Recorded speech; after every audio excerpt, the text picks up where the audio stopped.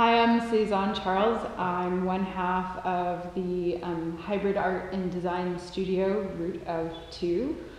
And I'm John Marshall, I'm the other half.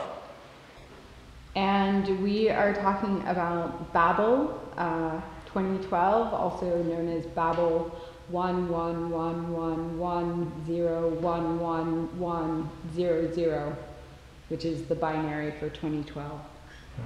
Babel is it's a sound installation, so it's some custom designed speakers which are embedded in a wall. And this was a work that we originally did in 2001, and we've shown it again for post-industrial complex. And what it is the sound is phonemes. We're looking at the development of language in ancient Mesopotamia, and there are 43 phonemes in the English language. And what we've done is we've sliced those up and put them back together as a soundtrack. We're trying to look at neurolinguistic hacking, so rewriting your brain by the use of language. And when we think about now, like the maker community where you can actually build fairly cheaply a CNC machine in your home or a rip-wrap in your home, it's kind of amazing to sort of think just in that 10-year shift how things have already gotten much smaller and much more affordable. And kind of what future does that lead us to is also, I think, a little bit about why we wanted to revisit the work, especially in the context of post-industrial complex, when there's a whole questioning of where does late-stage capitalism lead us, where does consumerism lead us, what happens if it becomes all cottage industry again, and what are those kind of impacts in terms of economics and relationships between people.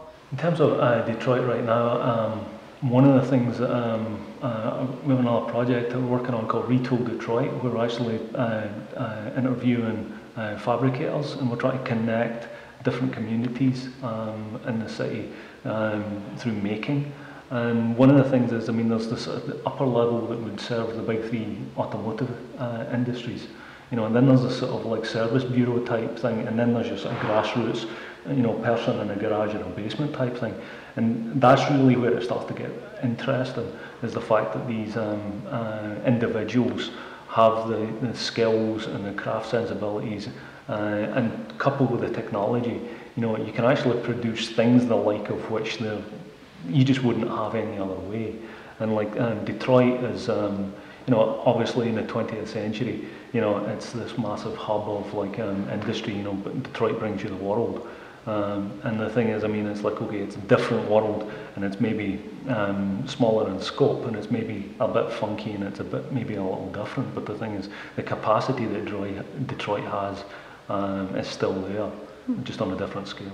There was actually just a conversation on last night, oddly enough, with Stephen Colbert, and he was talking about that leaderless revolution, and I think that that's something that we really see being part of the kind of makeup of what's next. It's not so much that there's a blank slate, but there is a sort of sense that if you're willing to participate and have boots on the ground and take responsibility, which is not the same thing as saying it's a blank slate and come here and do whatever, it's that kind of level of I have responsibility both to myself and to the other in order to make something good for all of us. And I think so long as like we're talking about that, then that seems to me what something like post-industrial complex can get people to consider in terms of how they not just make objects but also make the city.